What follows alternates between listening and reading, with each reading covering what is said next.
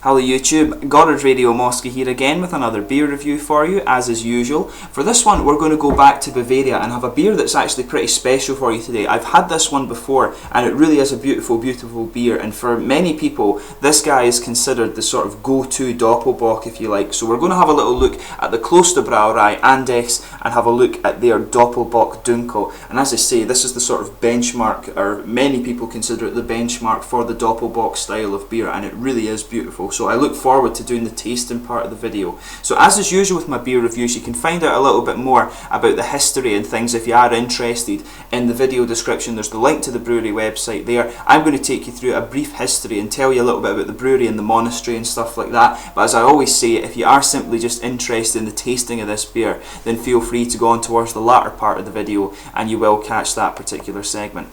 So anyway, in past times the brewing of beer was as much part of the daily chores in Germany as was baking bread, and this was true of many cultures in southern Germany. But the beer was brewed at home for the family's own consumption, or it was brewed jointly in the village breweries, and some of these breweries actually still operate in this manner today, particularly in Franconia or the Upper Palatinate, very famous regions in Germany for beer right enough. But likewise the monks at Germany's numerous monasteries brewed beer for their own consumption, and this was the foundation for the Benedictine monks of the Andechs monastery in Tegernsee, and they began brewing beer apparently in the year 1455, and this was apparently before they had an extensive knowledge of brewing, so they were experimenting a lot in the early days apparently. But the Benedictine monks have apparently been serving up Christian hospitality for centuries, and in chapter 53 of the Rule of Benedictine, which St. Benedict himself actually wrote, "Let all guests who arrive be received like Christ, for he is going to say, I came as a guest and you received me." And I think if I'm getting the notation right,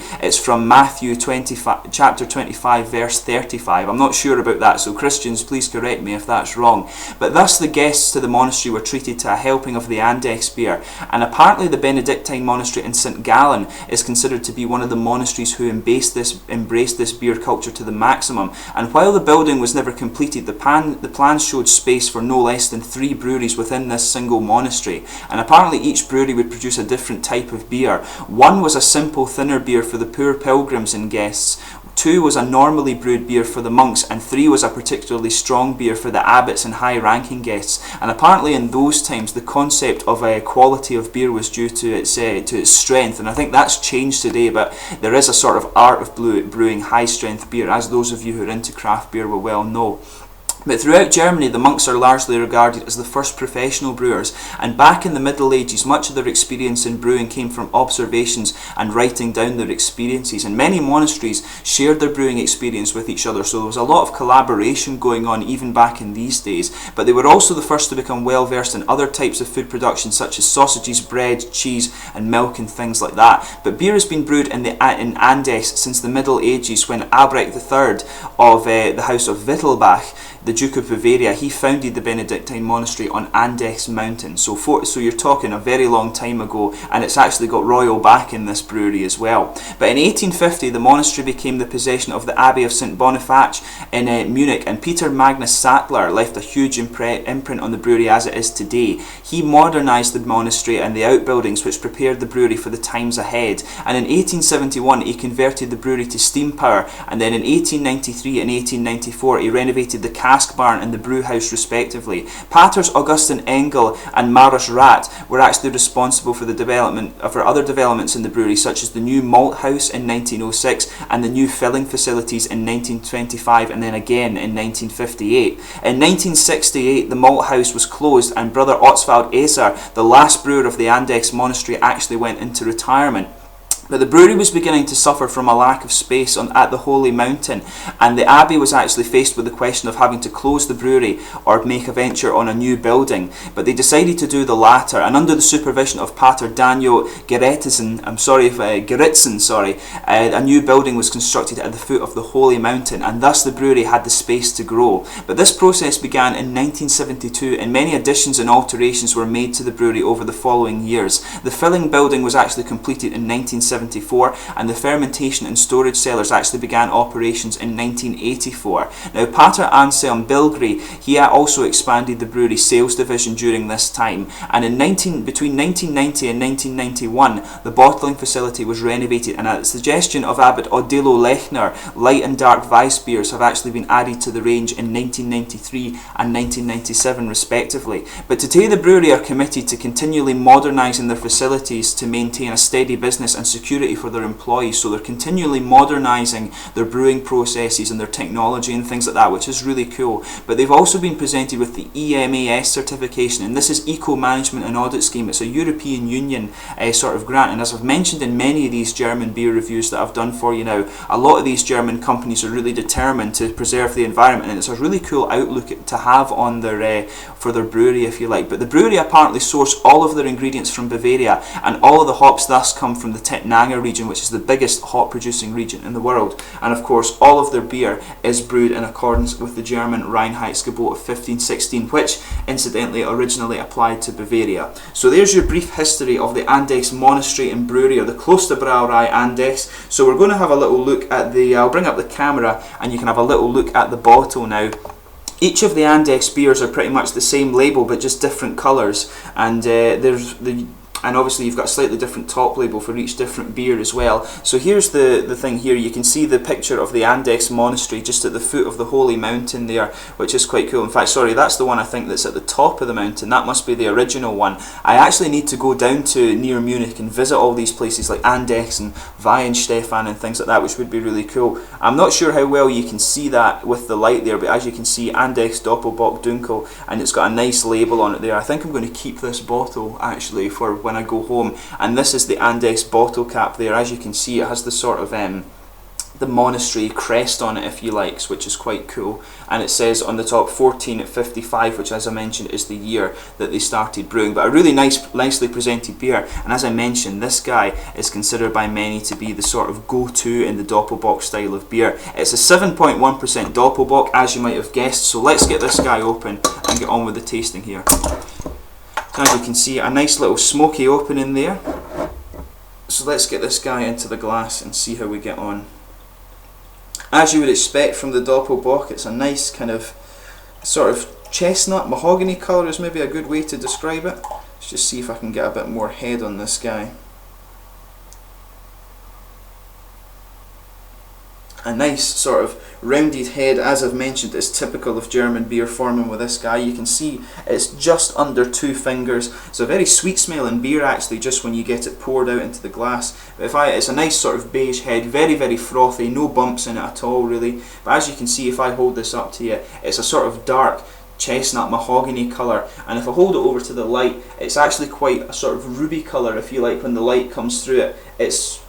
It is a little transparent, it's not really a hazy one, I can kind of see my fingers through it, but obviously that's more difficult with darker beer, and there is just a little bit of visible carbonation as well. This beer should be quite smooth, I would think. Usually if there's not very much visible, it should be quite a smooth one, but some beers that have a lot of carbonation visible tend to be quite smooth at the same time, so it should be quite interesting. So, as is typical with the Doppelbock style in this one, you're getting a lot of roasted caramel aromas here. A very dark roasted caramel. It actually smells a little bit like brown bread as well. So a good mix of sort of roasted caramel aromas and brown bread, and there is some sort of kind of red and dried fruits, as you would expect with this style of beer.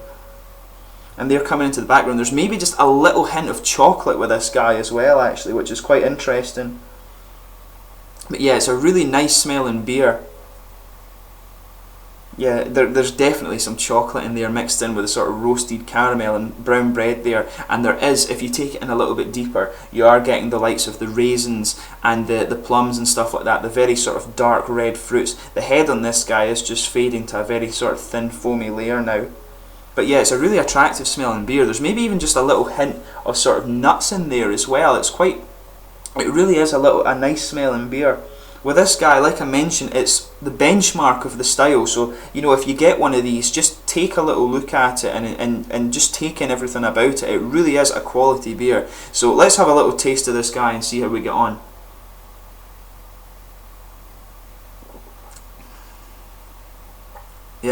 Beautiful. Just kind of like I remember it.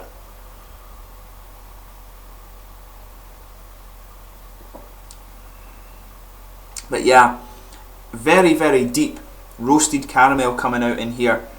It's actually quite a little bit more refreshing than I remember it being. I thought it was a lot heavier than this, but it does have a nice kind of wet mouthfeel to it at the same time, and that's actually caught me a little bit by surprise. But the first thing that's coming out is a lot of nice sweet roasted caramel, and there is an underlying sort of roasted character to it there. It feels a little bit burnt on the tongue, and it's really, really nice.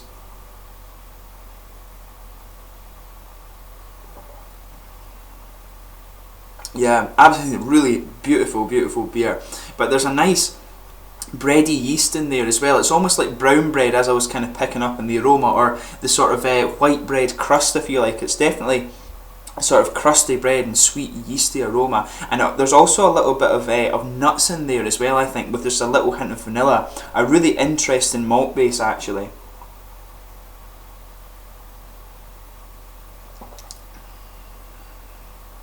Yeah, definitely some nice deep roasted caramel coming out first. It is actually quite sweet at the same time. You're detecting the roasted character and the nice sort of light sweetness, so really, really cool in that sense. But like I say, you've got a really nice sweet bready yeasty element to it, and it's almost like brown bread or white bread crust. It's really, really cool. And you're also getting some nice nutty flavours at the front of the tongue, with a little bit of vanilla, I think, mixed in as well. So a really kind of complex malt base with this guy. And you're getting, there are fruits in the end of it as well, and you can pick that up in the aroma quite easily.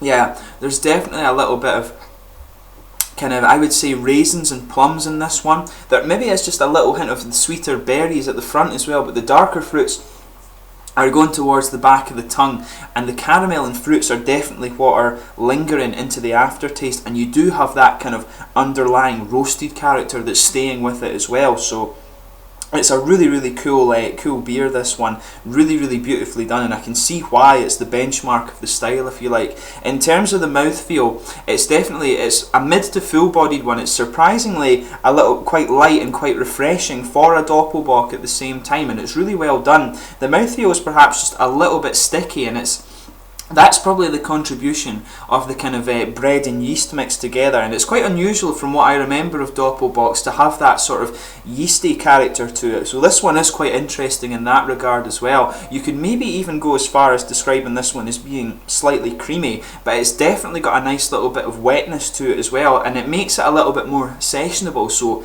if you're looking for a Doppelbock that is a little bit more sessionable, you know, this guy is a little bit lighter than some of the other ones I've tried. So really, really beautiful beer, and it's got a nice carbonation as well. The carbonation is really well done on this one.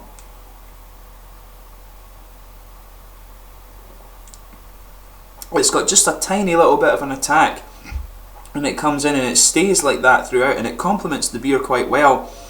And I think that's one of the things that makes it kind of slightly more drinkable than some of the other Doppelbocks I've reviewed for you. But it's a very, very smooth beer, and like I say, it's a really nice mouthfeel, and it's very unique in terms of its own character as well. So if you ever get the chance to try any of the Andechs beers, you know, give it a go. And I have another one of these to review for you at a later date, the Dunkel beer with the blue label. So I'm looking forward to reviewing that one for you as well. And I know that's a good beer as well because I've had it on tap. But overall, this Doppelbock, it's a beautiful Doppelbock, and there's really not much more you can say for it. It's unique in its own regard. It's the benchmark of the style. If you get the chance to try it, you really should. And if you've not tried it already, you know, and you're a beer geek, if you like, you need to kind of get your head out of the cave and have a little look for this guy. It really is a top class beer. So I hope you've enjoyed this beer review. As is usual, in the comment section, please let me know your own thoughts on this beer. I always like hearing from people what they think about the beers that I review,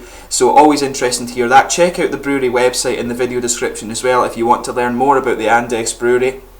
But thanks again for your support over quite a few of the beer reviews I've done now. So thanks again for that, and please like, subscribe, share, all the usual YouTube stuff. Help the channel grow. It's always interesting to get new people seeing my reviews and stuff like that. I really appreciate your support over the last little while. But thanks again, and I'll catch you soon with another beer review. Cheers.